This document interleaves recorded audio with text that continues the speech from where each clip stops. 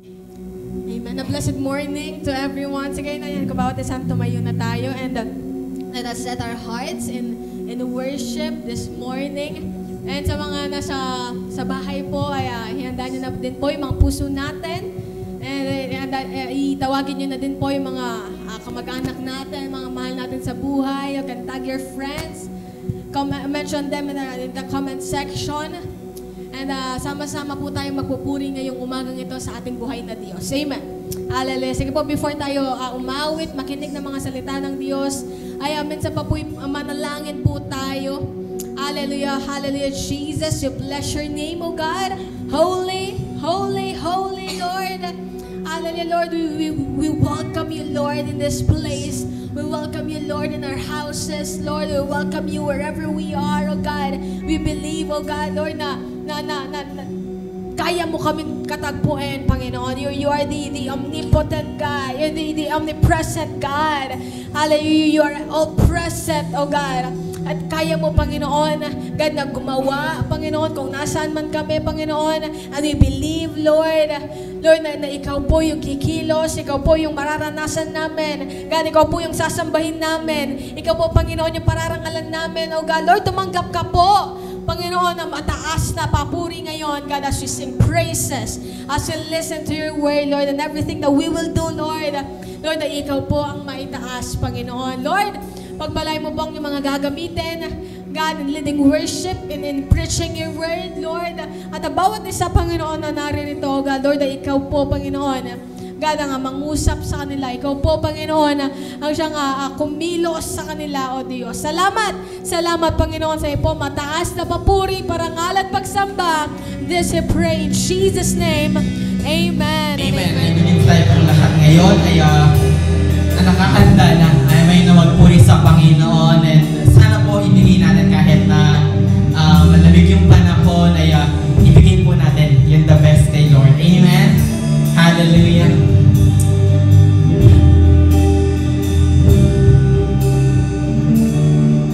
Ikaw lamang ang pupurihin ko. Ikaw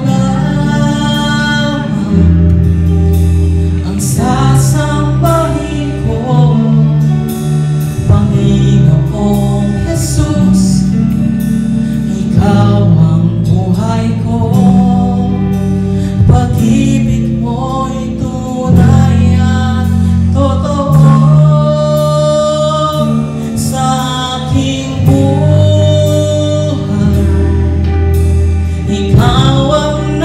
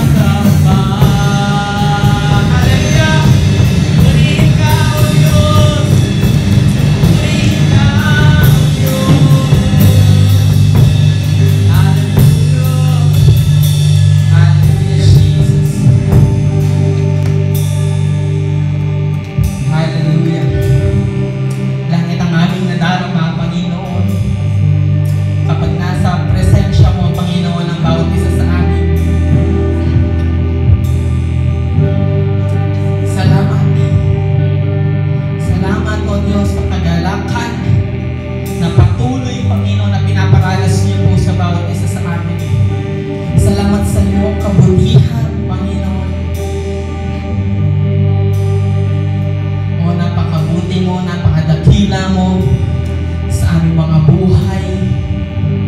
Lord, ikaw ay tapat, Panginoon. Noon, ngayon, at magpakailanman. Hallelujah, Jesus. Hallelujah. Hallelujah, Jesus. Hallelujah. Sige po, purihin natin ang Panginoon. Purihin ka, O Diyos. Hallelujah. Salamat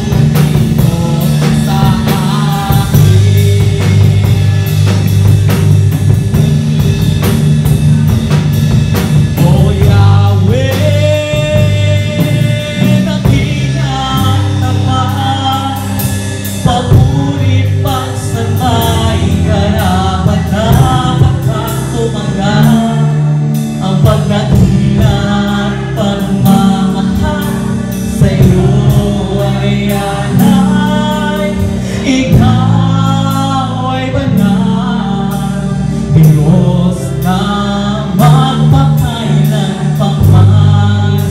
Sambahin po natin ang Panginoon. O Yahweh, dakila at tapat, papurit pagsambay, karapat-dapat kang tumanggap. Ang pagdakila at pagmamahal sa'yo ay alay. Ikaw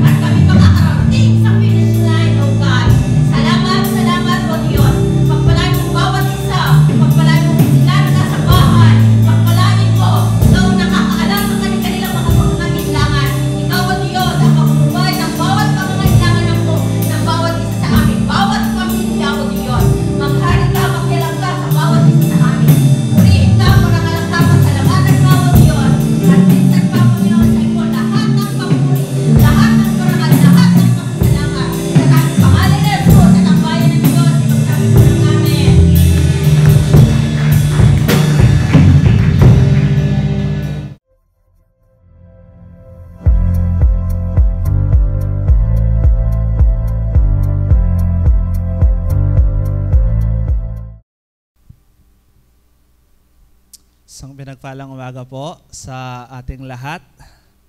So good morning po sa atin. Purihin po ang Diyos sapagkat patuloy niya tayong binibigyan ng tagumpay. At ito po ang nasa ikapitong buwan na po tayo ng taon at nakikita natin kahit na may pandemic, kahit na ang dami pong reklamo ang naririnig natin sa balita, ngunit tayo ay patuloy pa rin pong nakapagpapatuloy sa biyaya ng Diyos. Amen po. So sa ngayon din natin makikita yung smile natin, pero alam natin, sa puso natin, lagi pong nariyan ang kagalakan sa bawat pagkakataon po na binibigay ng Diyos sa atin yung biyaya niya, pinaparanas niya sa atin ang kanyang kabutihan na hindi po nagmamaliw kahit kailan. Amen po. So sa oras mong ito, pag-aaralan natin yung isang bahagi po sa salita ng Diyos na kung saan ay tuturuan tayo nito na patuloy pang lumakad sa ating paglago, lumakad pa sa kalooban po ng ating Panginoong Diyos. Po kasi sa panahon natin ngayon, kahit na may problema sa pandemic, sa crisis na yan, may mga masasamang gawain pa rin po yung makikita natin sa paligid, sa balita. Kaya nga po sa atin bilang mga Kristiyano, sa biyaya ng Diyos, patuloy pa rin tayong makapamuhay nawa sa liwanag, sa kabanalan at sa kalooban po ng ating Panginoon. So sa oras mong ito, buksan natin ang ating Biblia sa aklat po ng Korinto, unang Korinto chapter 6 verse 12 hanggang 13. Unang Korinto chapter 6 verse 12 hanggang 13. May magsasabi ng ganito, malaya akong gumawa ng kahit ano, kung sa bagay nga. Ngunit hindi lahat ng bagay ay makakabuti sa inyo. Maaari ko ring sabihin, malaya akong gumawa ng kahit ano, ngunit hindi ako paaalipin sa anumang bagay. Sasabihin naman ng iba, ang pagkain ay para sa tiyan, at ang tiyan ay sa pagkain. Totoo, ngunit pareho itong sisirain ng Diyos. Ang katawan ay hindi para sa pakikiapid, kundi para sa Panginoon, at ang Panginoon naman ay sa katawan. So tayo po'y manalangin muna. Lord, salamat po sa salita ninyong ito na aming nabasa. Pangunahan niyo po kami, pagpalain niyo po kami, at patuloy na bigyan niyo po kami ng puso na handang sumunod sa inyong nais, sa inyong kalooban sa araw-araw. Maraming pong salamat. Bless us at bless niyo po ako. Gamitin niyo po ako bilang inyong tagapagsalita lamang at kayong patuloy na banguna sa oras pong ito hanggang sa matapos po ang gawain ito. Salamat sa inyo. Ito pong aming dalangin sa pangalan ni Jesus. Amen. Amen. So kapag po pumapasok sa isip natin or naririnig natin yung salitang kabanalan, ay minsan meron pong konting parang pag-aalinlangan. So papasaba ako sa salitang iyan, sa salitang kabanalan. Ako ba ay namumuhay ng may kabanalan? So minsan hindi lang yung nakakakita sa atin, kundi tayo mismo ay kinu-question natin ang sarili natin sa salitang yan, sa salitang kabanalan. Ngunit, paano po ba natin talaga masusukat ang kabanalan ng isang tao? So, pwede mo bang masukat ang kabanalan ng tao sa pamamagitan ng kanyang pagiging active sa mga religious activities? Pwede mo bang masabi na ang isang tao ay banal kapag marami siyang alam na mga talata sa Biblia? Masasabi ba natin na banal ang tao kapag mahaba siyang manalangin? Masasabi ba natin na ang kabanalan ng tao ay pwede nating sukatin sa pamamagitan ng kanyang kasuotan? Kapag puting-puti ang kanyang damit, ay yun na ba yung taong banal? So, ang totoo po, ang kabanalan ay hindi natin masusukat sa ganon, kundi ang kabanalan po ay makikita natin sa uri ng pamumuhay ng tao kung ito ba ay naaayon sa salita ng Diyos. Kasi hindi natin pwedeng sabihin na ang isang tao ay banal kahit na marami siyang alam na verse, ngunit hindi naman niya ito ipinapamuhay. At sa atin, bilang mga Kristiyano, bilang mga sumasampalataya kay Kristo, nagpaligtas kay Jesus, tayo alam natin lahat na sa una pa lang wala tayo nito. Ang alam natin, tayo ay mga makasalanan na pinatawad at tinanggap ng ating Panginoon sa kabila ng ating mga kasalanan. At kung ito lang po yung titignan natin, alam natin lahat na nag-fail tayo dyan.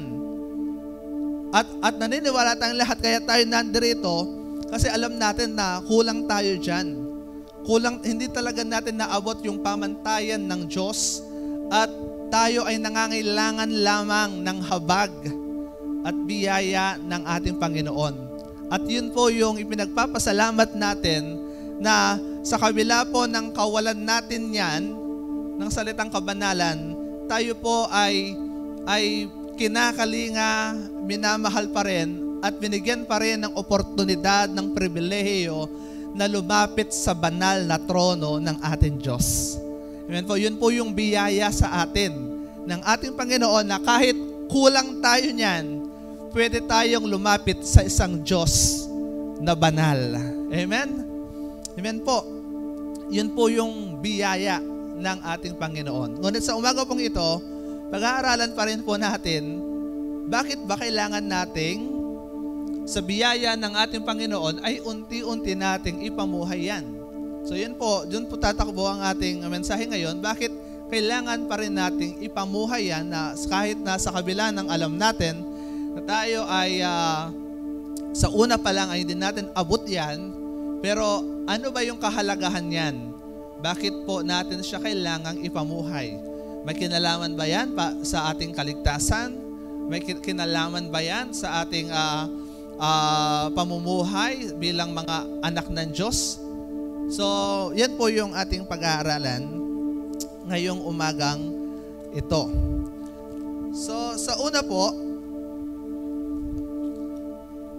sinasabi po sa ating talata kanina na ang tao ay malaya.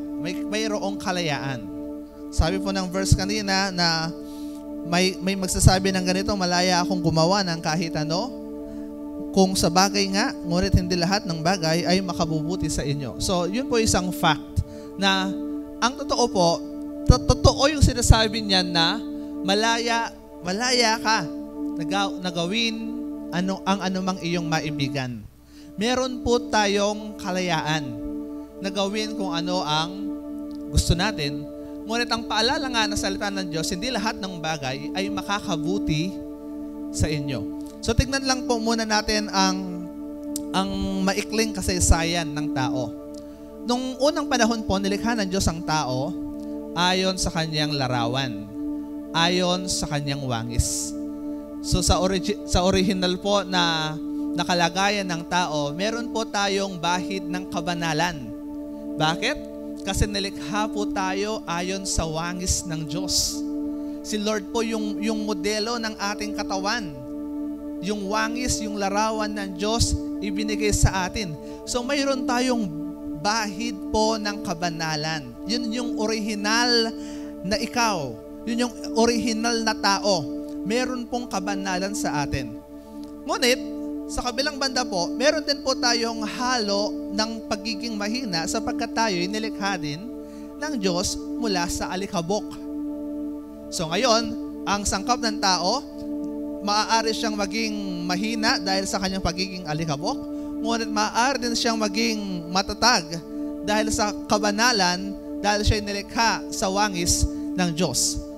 At nang likhain ng Diyos ang tao, maliban sa pagiging alabok siya at wangis siya ng Diyos, binigyan po ng Diyos ang tao ng kalayaang pumili.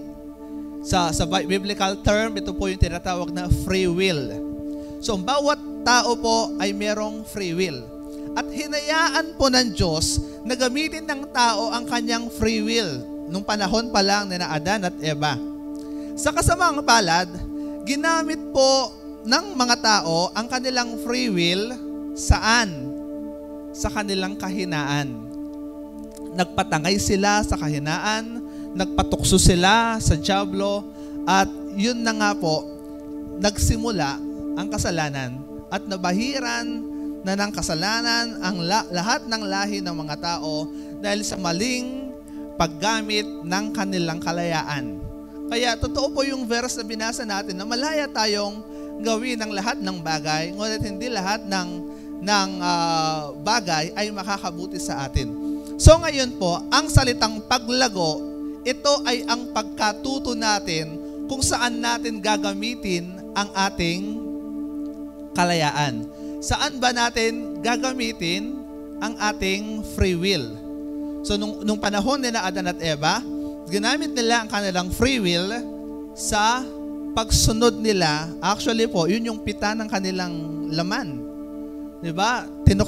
Tinukso sila, inakit sila ng dyablo, at kaya nila kinuha yung prutas kasi even po si Eva ay gusto niyang matikman yon. Desirable siya, gusto niya malaman yung mabuti at masama. Gusto niya.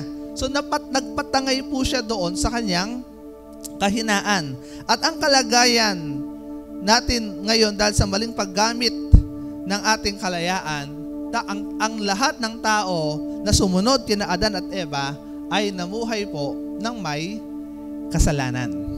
So tingnan po natin yung aklat sa Efeso chapter 2 verse 1 to 3 na kung saan ito po ang naging buhay ng mga tao pagkatapos na dumating po ang kasalanan sa kanila. So Efeso chapter 2 verse 1, ito po yung sitwasyon o kalagayan nating lahat. Noong una, mga patay kayo dahil sa inyong pagsuway at mga kasalanan. Sinunod ninyo noon ang masamang takbo ng sanlibutan ito at napailalim kayo sa prinsipe ng kasamaan, ang espiritong nag-ahari sa mga taong suwail. Dati tayo kabilang sa mga ito, namuhay ayon sa pita ng laman at sinunod ang masamang hilig ng katawan at pag-iisip. Kaya't sa ating likas na kalagayan, kabilang tayo sa mga taong kinapupuotan ng Diyos. So yun na po yung sitwasyon ngayon ng bawat tao. Before, kasi itong Efeso po, sulat ito sa mga Kristiyano na convert na mula sa pagiging So, pinapaliwanag dito ni Apostol Pablo yung dati nilang kalagayan at yun din po yung dati nating kalagayan at kalagayan ng maraming tao ngayon. Ito po ay ang pamumuhay na sumusuway sa Diyos at namumuhay sa kasalanan. Sinusunod ang masamang takbo ng sanlibutan at napailalim sa prinsipe ng kasamaan, ang espiritong nag-ahari sa mga taong suwail, at namuhay sa pita ng laman, sinunod ang masamang hilig ng katawan at pag-iisip. At sa ating likas sa kalagayan, kabilang tayo sa mga taong kinapupuotan ng Diyos. So, dahil sa maling paggamit po ng kalayaan ng tao, yan po yung naging kalagayan. Ginamit ang kalayaan sa pagsunod sa mga pagnanasa ng katawan, sa pita ng laman. Sa madaling salita po, nawala ang kabanalan sa mga tao at naghari ang kasalanan. At ang totoo po, kasama tayo doon, kabilang tayo doon. Na ang lahat ng tao naging sanay na sa kasalanan. Nasanay ang lahat ng tao sa paggawa ng mali. 'Di ba? Sa pagsasalita, sa pagkilos natin, sa kawalan ng pagpipigil sa sarili. Yan po ang naging buhay ng lahat. Wala naman pong tao ngayon kahit na yung mga bata, hindi po sila safe sa mga naririnig nila sa paligid. Ang dami-daming naririnig na hindi mga tamang salita. Ang dami-daming mga bagay po ang nakikita na kung minsan hindi na alam ng tao kung ano ang tama at kung alin ang mali sa dami ng nakikita. At minsan nga yung mga tinatawag na necessary evil, na sabi nga ng isang pahayagan na yung mga necessary evil, minsan kapag sinabi pong necessary evil, yung mga masamang bagay na kailangan gawin. Minsan daw, ang nagiging problema, nakakalimutan nila na masamang bagay yon kasi nakikita nila kailangan gawin yon. At yun po yung isang problema ngayon, na iniisip ng tao, kailangan ito kahit na pagsuway ito, kahit na masama ito, pero tingin ko kailangan gawin, kaya yun po yung ginagawa. At yun po yung problema ngayon sa ating paligid, na ang salitang evil, ang salitang masamang gawain po ay parang nagiging normal na lang sa mga tao. Yan po pumapasok na tayong mga Kristiyano ay kailangan pong mamuhay sa kabanalan. Kailangan pong mamuhay sa kabanalan. Ang sabi po sa verse kanina, balikan lang po natin, yung verse 13, na ang katawan ay hindi para sa pakikiapid, kundi para sa Panginoon, at ang Panginoon naman ay para sa katawan. So, isa sa mga bagay na dapat po nating isaalang-alang, ilagay sa ating isip, na ang katawan natin, na ang buhay natin, ay para po sa Panginoon. At kapag sinabi pong para sa Panginoon, ang ibig sabihin po niyan, yung katawan dapat nakatalaga sa Panginoon. At sa salitang English po, yung salitang nakatalaga, ginagamit po yung word na ang katawan dapat nakaset apart siya para sa Panginoon, or sa other term po is sanctify. So ibig sabihin po, yung katawan, para maihandog mo siya sa Panginoon, kailangan po pinapabanal ang ating katawan.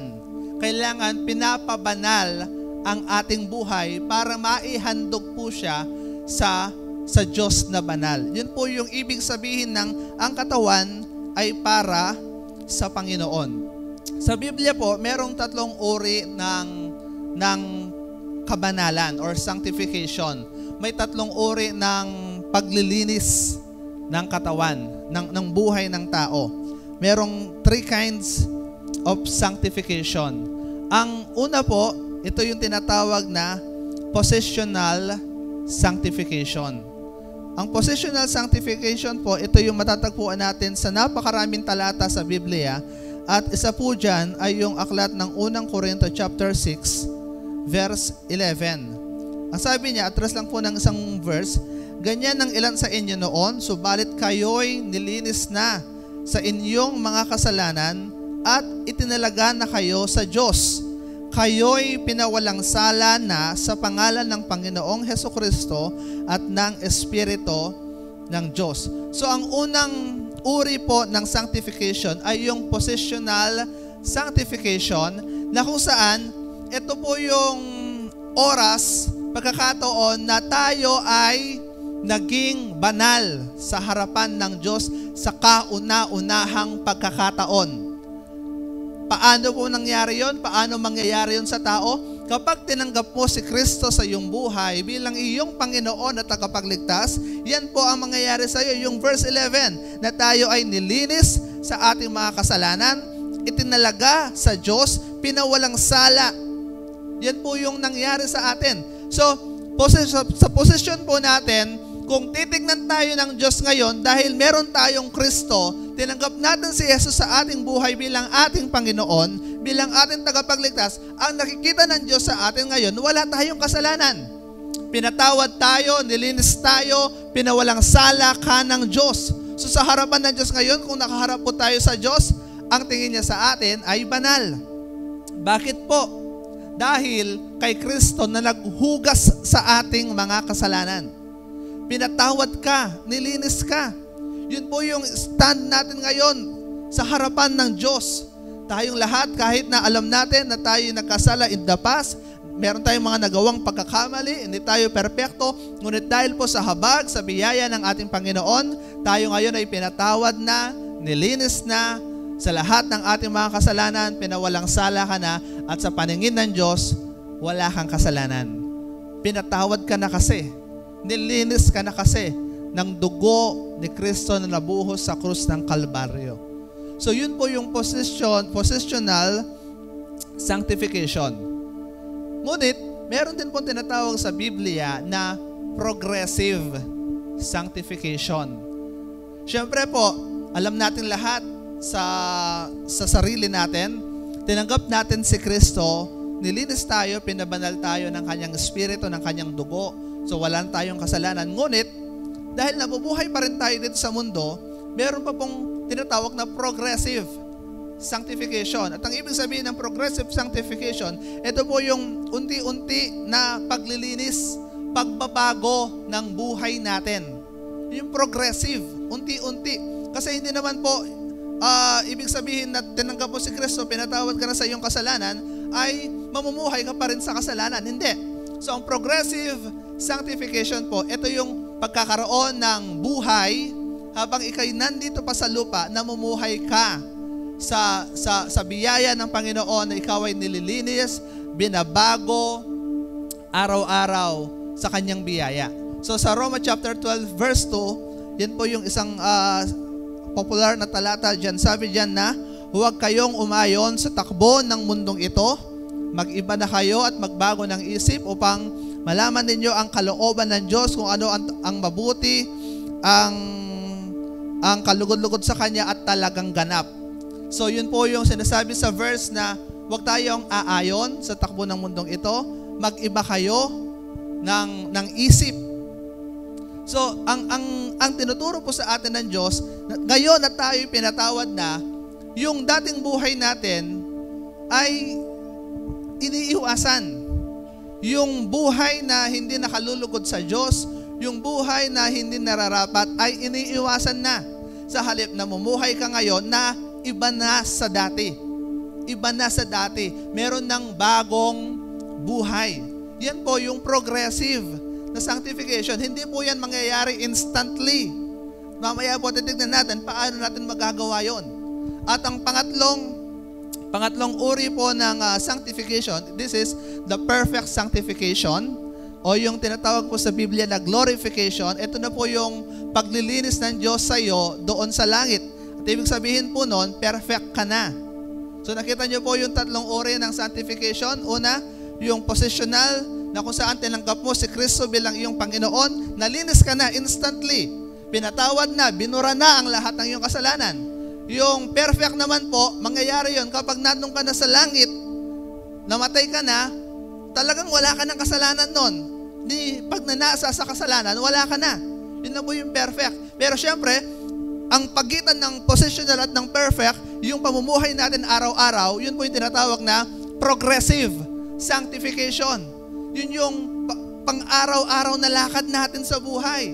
Yun yung pamumuhay ng may kabanalan, araw-araw. Yun po yung progressive sanctification, at yan po yung patuloy pa natin tatalakayin ngayon. Ano po ang mahalagang mensahe sa progressive sanctification?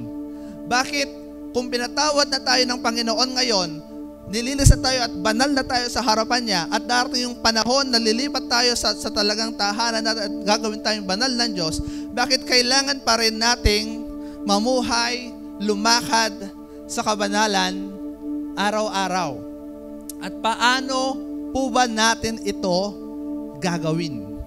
So paano ba natin ito gagawin? Tingnan po natin yung ilang mga talata sa Biblia, paano ba gagawin ang pamumuhay ng may kabanalan. Before yon, sagutin muna natin yung bakit. Bakit po ba natin kailangang mamuhay ng may kabanalan? Bakit po ba natin kailangang ipamuhay pa rin yung pagsunod sa Diyos araw-araw? Una po sa lahat, kailangang ilagay natin sa isip natin, mamumuhay tayo sa kabanalan, hindi na po yan sangkot sa kaligtasan natin. Hindi na magpapakabuti ako ngayon, magpapakabait ako ngayon para maligtas ako. So, naniniwala ako na malinaw na sa atin yon. Hindi po yon ang magliligtas sa atin, kundi yung ating pananampalataya kay Kristo. Yun lamang po ang nagliligtas sa atin. Ngunit, mamumuhay tayo sa kabanalan dahil yun po ang nais ng Diyos. Bilang mga anak niya na pinatawad, minahal, isang karangalan po sa Diyos ang mamuhay tayo, lumakad tayo ng may bagong buhay. Lumakad tayo ng may kabanalan. Yun po ay para sa karangalan ng Diyos. Para sa katuwaan, kaluguran ng Diyos. Dahil alam natin bilang mga anak niya na pinatawad, nilinis sa ating mga kasalanan, lalakad tayo sa kabanalan ngayon para paligayahin po natin ang ating Panginoon na siyang nagmahal sa atin sa kabila ng ating kakulangan. Pangalawa po, mamumuhay tayo sa kabanalan upang maging buhay na patotoo sa mga tao na ang Diyos nga ay nagbabago ng buhay. Makikita ng ibang mga tao na tayo na lumapit sa Diyos ay nagkaroon ng bagong buhay. So magiging patotoo po ang buhay natin sa ibang mga tao na meron ngang isang Diyos na nagbibigay ng bagong buhay. At ang isang dahilan pa po upang tayo po ay magsilbing liwanag sa mga tao. Mamumuhay tayo sa kabanalan, mamumuhay tayo sa katuwiran ng Diyos upang magsilbing liwanag sa kanila. Upang maipakita natin sa kanila, ito ang buhay na merong Diyos sa buhay.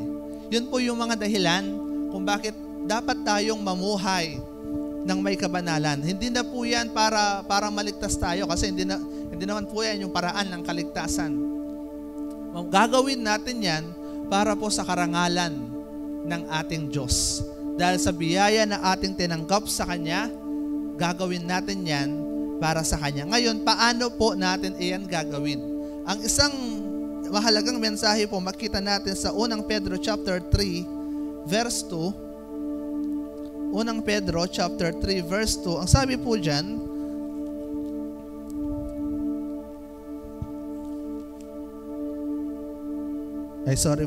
Unang Pedro chapter 1 verse 2 pala. Chapter 1 verse 2. Sabi niyan, kayo'y hinirang ng Diyos Ama ayon sa kanyang kaalaman sa mulat mula pa upang pabanalin ng Espiritu Santo, maging masunurin kay Hesus Kristo at maging malinis sa bisa ng kaniyang pagkamatay. Okay, yung first part lamang po yung titignan natin. Sabi niya, kayo'y hinirang ng Diyos Ama ayon sa kanyang kaalaman sa mulat mula pa upang pabanalin ng Espiritu Santo. Ibig sabihin po, sa pamumuhay natin sa kabanalan, nandyan ang Espiritu Santo upang tayo po ay tulungan. Sa madaling salita po, mamumuhay tayo sa kabanalan, hindi lang po sa ating sariling lakas, kundi tutulungan ka ng Espiritu Santo na ipaisip sa iyo kung ano ang tama, tulungan kanyang magpigil sa iyong sarili kapag ikaw ay merong damdamin na hindi mo dating napipigilan. Nandiyan ang Espiritu Santo upang ipaalala sa iyo kung ano ang matuwid, bigyan ka ng karunungan sa mga desisyon na iyong gagawin. So, tutulungan tayo ng Espiritu Santo. Yan po yung isang mabuting balita. Hindi ka nag-iisa sa paglakad mo dyan. Tutulungan ka ng Diyos. Sinugo ng Diyos ang Espiritu Santo upang patuloy nating maipamuhay ang kabanalan. Kaya hindi po tayo mahihirapan. Dahil yung Holy Spirit po, tutulungan ka niya, tuturuan ka niya, ipapaalala niya sa iyo kung ano ang dapat mong gawin. So yun po yung isang good news doon. Second, sa 2 Corinto chapter 7 verse 1, 2 Corinto chapter 7 verse 1, sabi po niya, mga minamahal, yamang ipinangako sa atin ng mga bagay na ito, linisin natin ang ating sarili sa lahat ng nakapagpaparumi sa ating katawan at espiritu. Sikapin nating mamuhay na may takot sa Diyos hanggang sa lubusan nating maitalaga sa Kanya ang ating sarili. So sa una po, tutulungan tayo ng Espiritu Santo. Pangalawa naman ay kailangan nating tulungan din ang ating sarili sa kabanalan. Ang sabi dito, linisin natin. So yun po ay isang active words na kailangan natin kumilos. Linisin ang sarili, sikapin nating mamuhay. So ibig sabihin, maglalabas tayo ng effort. Kasi halimbawa sasabihin ng Holy Spirit sa iyo, mali yan. Tapos gagawin mo pa rin.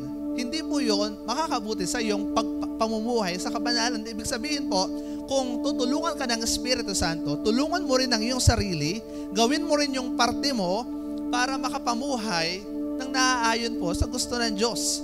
So may part ang Holy Spirit at may part ka rin sa progressive sanctification.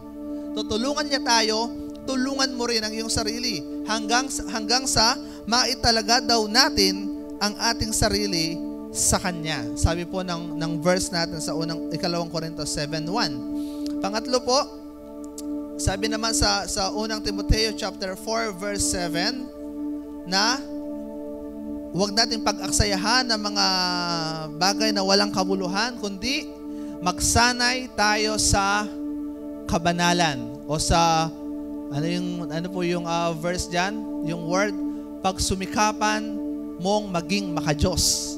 Yan po yung nasa translation natin. Pero sa ibang talata po, magsanay ka sa kabanalan. So meron pong exercise, meron pong training.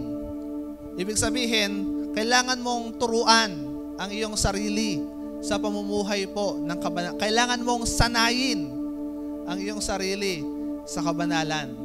Naalala ko po, matagal na sinabi yan ni Pastor noon pa sa Parulong. Wala pa po yung church building. Sabi niya, hindi ko nakalimutan yung term niya, sa pagsasanay daw sa kabanalan, mawawala ang kasanayan sa kasalanan. So sa pagsasanay sa kabanalan, mawawala ang kasanayan mo sa kasalanan. Bakit po? Kasi sa totoo lang po, ang tao, tayo, sanay tayo sa kasalanan dati. At maaring ngayon, kahit ngayon po, yung dati nating buhay, nandyan pa rin sa laman natin. Hindi naman po, wala pa naman tayo sa perfect sanctification. Ibig sabihin po, yung old life natin, nandyan pa rin sa katawan natin yan eh. Pero sa tulong po ng pagsasanay sa kabanalan, yung mag-practice ka na magpigil sa sarili, mag-practice ka na laging magdasal kapag may problema, mag-practice ka na baguhin ang buhay mo, yung dati po pwedeng mawala yan. Pwedeng mawala yan. Hindi naman po 100% totally mawawala, pero malilesen. Unti-unti na hindi ka na masanay magmura. Kung dati yung pagmumura ay araw-araw, oras-oras mong ginagawa, pero ngayon nagsasanay ka na ang sasabihin mo ay purihin ng Diyos, di ba? Nagsasanay ka na magpuri sa Panginoon, umawit ng mga papuri. So, yung dila mo, mawawala na rin yung kasanayan niya sa pagsasalita ng mga hindi magagandang salita. So, meron pong mabuting na idudulot yung pagsasanay sa kabanalan. Magsanay tayo sa kabanalan. Pang-apat po ay yung pagbibigay ng disiplina sa sarili. Ayon po sa unang Corinto chapter 9 verse 27, ang gandang talata po yan, pwede natin yang laging banggitin sa ating sarili. Na po, unang Corinto 9:27, sabi po ni Apostol Pablo, pinahihirapan ko ang aking katawan at sinusupil ang sarili.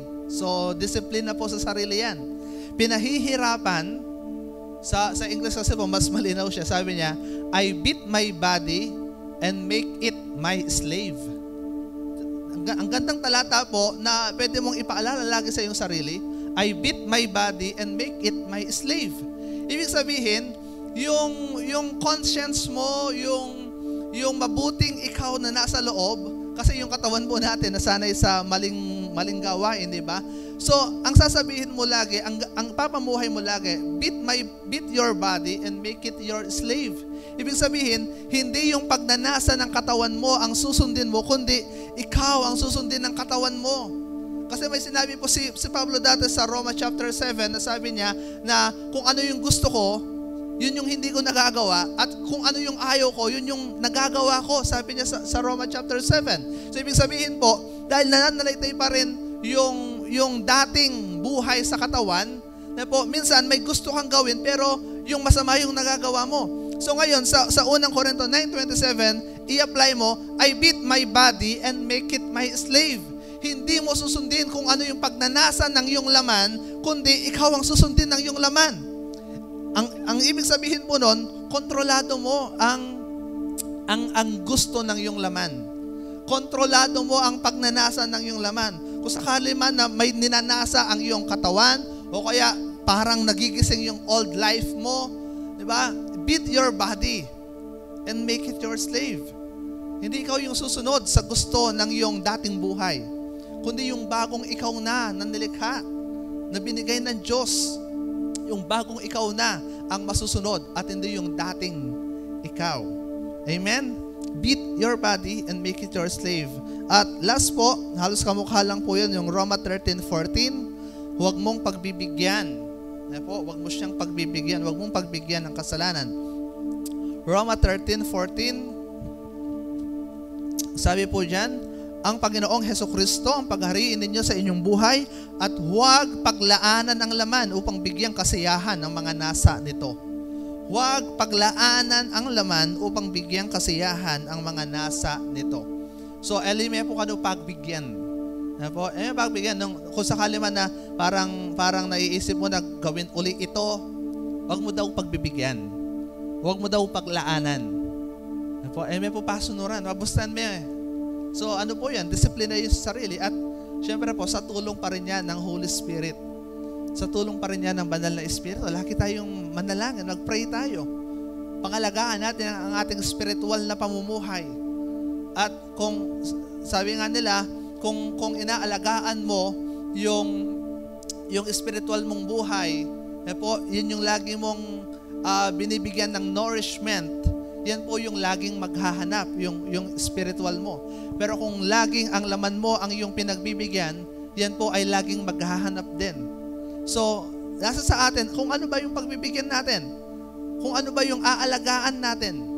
Yung pagnanasa mong spiritual o yung pagnanasang laman na dating ikaw. So, patuloy nating sanayin ang ating sarili sa mga bagay na nakalulugod po sa Panginoon. At ang paglago, ulitin ko po, yan ay ang tamang paggamit ng iyong kalayaan. Nasa sa atin po yung free will. Nasa sa atin po ang kalayaan natin sa lahat ng pagkakataon. So nasa sa atin din kung ano po ang ating gagawin. Ngunit kung ikaw ay nais mong lumago sa iyong buhay pananampalataya at bigyan ng kaluguran ng iyong Panginoon na siyang nagmahal sa iyo, binigyan ka ng bagong buhay, niligtas ka mula sa kapahamakan. Kung gusto mo siyang bigyan ng kaluguran sa iyong buhay, sikapin po nating mamuhay tayo sa kabanalan. So, syempre, sasabihin ko po ulit na hindi naman natin mape-perfect yan, pero ang mahalaga po, sinisikap natin, ginagawa natin yung makakaya natin para bigyan kasiyahan, hindi yung sarili natin, hindi yung laman natin, kundi ang kagustuhan, ang kalooban po ng ating Panginoon. So, mayroon tayong kalayaan na pumili para sa ating sarili. Ang paglago ay ang pagkatuto na gamitin ang ating kalayaan, hindi sa kasalanan, kundi sa kabanalan. Kaya bilang mga Kristiyano na minahal at pinatawad ng Panginoon, ipagpatuloy po natin ang positional sanctification sa progressive sanctification. Lumakad pa rin po tayo sa kalooban ng Diyos hanggang sa kamtan natin yung final, yung perfect, yung glorification. Idinideklara ko po na tayong lahat ilalakad sa kabanalang nais ng Diyos para sa atin.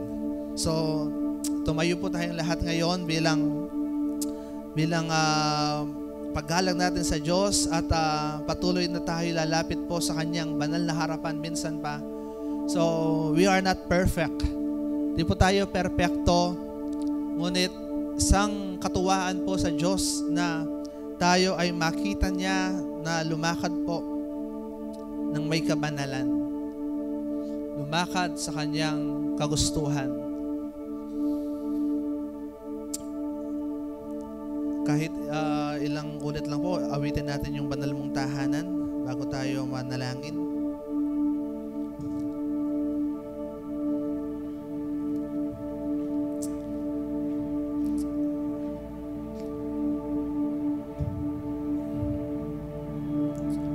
Napakabuti po ng Diyos sa ating buhay.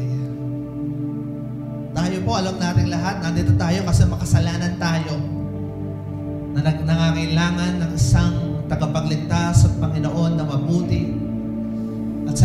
sa Kanya sapagkat tayo nilinis po. Binigay ni Jesus ang Kanyang sarili sa krus ng Kalbaryo. Pinatawad tayo sa ating mga kasalanan. Pinawalang sala tayo. At ngayon, meron tayong kapanatagan. Meron tayong determination na lumapit sa banal na trono ng Diyos. Ngunit bilang mga anak na minahal ng Diyos, atin po siyang bigyan ng isang handog. At ito po ang ating mga sarili, ito ang ating mga buhay na lumalakad sa kabanalan. Atin pong idulog ngayon ang ating sarili sa Diyos. Hallelujah. Ang puso ko'y dinudulog sa iyo, Panginoon. Ang puso ko'y dinudulog sa iyo. Nagpapakumbaba, nagsusumamo. Pag-indapatin mo, ikaw ay mamasdan, makaniig ka at sa'yo ay bumisan. Loobin mo ang buhay ko'y maging banal mong tahanan. Luklukan ng iyong wagas na pagsinta. Yes, Lord.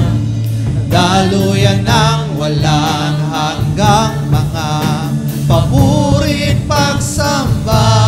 Maghari ka, O Diyos, ngayon at kailanman. Loobin mo, O Diyos. Loobin mo ang buhay ko'y maging banal mong tahanan. Luklukan ng iyong wagas na pagsinta. Daluyan ng walang hanggang mga pamurit pagsamba. Maghari ka, O Diyos, ngayon at kailanman. Maghari ka, O Diyos, ngayon at kailanman.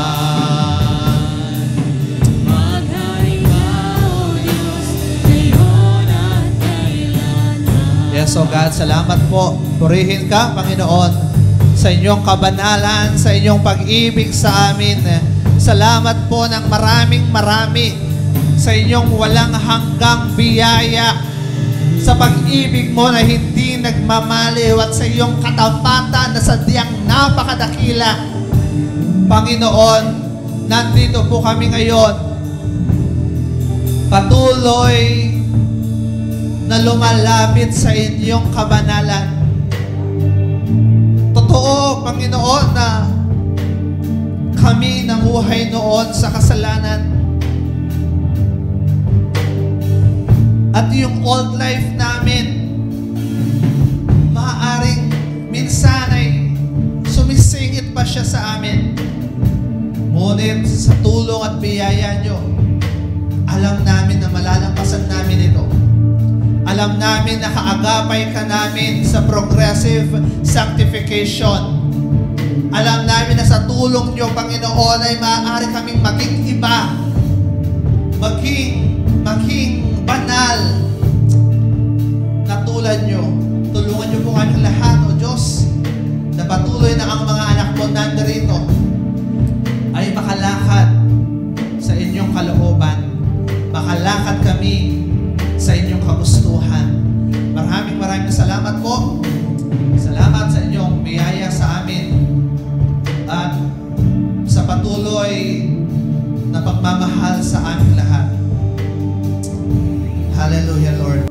Panginoon, maraming salamat po sa inyong pag-ibig at biyaya sa bawat isa sa amin. Alam namin na pinagpala mo na kami at patuloy mo pa kaming pagpapalain. Mararanasan namin patuloy ang iyong walang hanggang biyaya at sa iyong ningning ay magniningning din kami sa mundong ito, sa sanlibutan ito. Maraming salamat sa inyo, O Diyos. Pagpagpalain niyo po kaming lahat. Pagpalain niyo po ang aming mga pamilya. Pagpalain niyo po ang aming kabuhayan. Pagpalain niyo po ang gawain ito. At sa inyong biyaya ay maranasan namin ang walang hanggang pagpapala ng Ama, ang pag-ibig ni Jesucristo, at ang pagkikipisan ng Espiritu Santo. Sa iyo, O Diyos, ang aming mataas na papuri, pasasalamat at pagsamba sa pangalan ni Jesus. Amen at Amen. God bless us po.